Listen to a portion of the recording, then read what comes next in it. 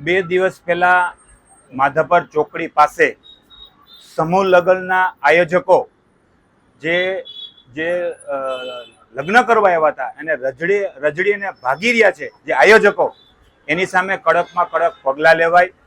એક કલેક્ટરને આવેદનપત્રમાં એવું આપવામાં આવ્યું છે કે કોઈ પણ સર્વજ્ઞાતિના સમૂહ લગ્ન થાય એનું વેરિફિકેશન હોવું જોઈએ, ટ્રસ્ટ એનું મંજૂર થયેલું હોવું જોઈએ, એના હિસાબ રજૂ કરવાના હોય. કોઈ પણ જગ્યાએ ત્યાંના સમૂહ લગ્ન થાય એમને લોલમ લોલ ચાલે છે, કોઈ પણ હિસાબ રજૂ કરવામાં આવતા નથી.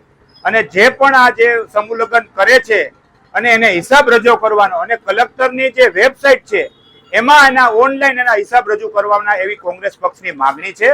અને જે બે દિવસ પહેલા જે સમૂહ લગ્નના જે મુખ્ય સૂત્રધાર હજી પકડાના નથી, એની સામે પગલાં લ્યો, કડકમાં કડક જાહેરમાં એને રોડ ઉપર લઈ આવી જેના પૈસા ઉઘરાવેલા છે એને પરત આપવા એવી કોંગ્રેસ પક્ષની માંગણી કરવામાં આવી છે.